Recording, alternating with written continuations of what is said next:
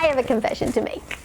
I love rules. I know, most people don't, but I do. Having rules gives me a sense of security and control. Knowing there are rules means that my chaos is, if not under control, at least a little contained. Because I'm a rule lover and follower, I have come up with some rules to live by for my money that I would like to share in the event they are helpful to you. These rules have helped me avoid impulse buying and overspending and generally blowing my budget. And even when I succumb to impulse buying and overspending, which does happen, my money rules help me get back on track. And if you hang out until the end, I'm going to tell you the biggest surprise and benefit of having money rules has given me and how they have saved me from making those small money mistakes that add up over time and derail all of our financial goals. My money rules are simple, practical guardrails I've put in place around my behavior with my money so that I have a joyful life today and still work towards my long-term financial security. Now,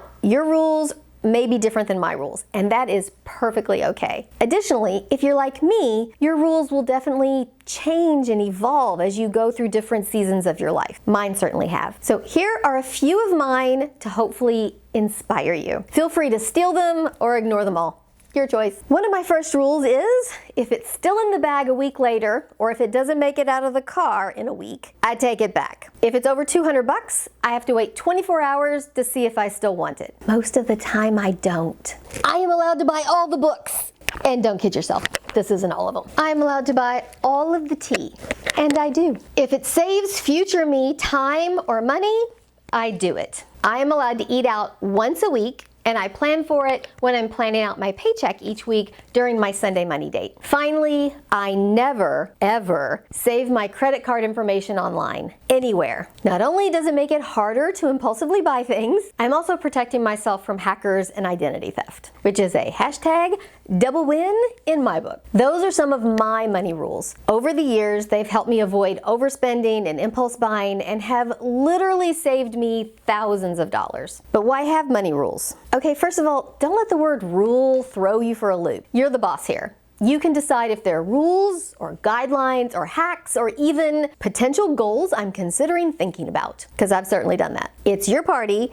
You get to do it your way. What I've learned from my own experience and from working with clients is that your money rules become the underlying support system for your financial goals. At the most basic level, having money rules creates boundaries around what I will and won't spend my money on, as well as how I will and won't spend my money. For example, setting the rule that if I buy something and it's still in the bag a week later, I have to take it back has really helped me curb my impulse buying. I know that if I buy something and I've not taken it out of the bag within a week, I probably didn't really want it. This rule, or hack if you prefer, greatly helped curb my impulse buying and emotional spending back when I was trying to learn how to manage my money after my divorce. So how about money rules and the budget by paycheck method that I talk about all the time? One of the things I love about the budget by paycheck method is that I'm working with a smaller chunk of my money. Working with a smaller amount is less overwhelming for me than working with a whole month's worth of income. Budgeting out just one paycheck at a time has helped me be more intentional with my spending. I know what the big rocks are for those 2-ish weeks, and I know how much slack there is, or is not, depending on the month, in my budget. Then my money rules come in to support my money plan for those 2 weeks. If you want to know more about the budget by paycheck method, I'll link to it in the description thingy. Money rules really can curb impulse buying. By setting rules, or guidelines if you prefer, around how I spend my money, it's helped me take a lot of the decision making off the table when it comes to impulse buys and emotional spending. I can't tell you the number of times I have put something back because it's over 200 bucks and the next day I didn't even remember I wanted it. I also can't tell you how many times I've taken a bag of stuff back to Target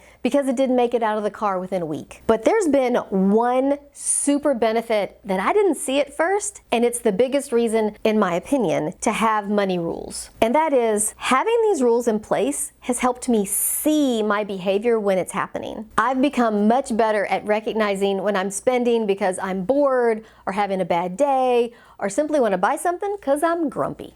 Question of the video. So what are your money rules going to be? Let me know in the comments and let's compare notes.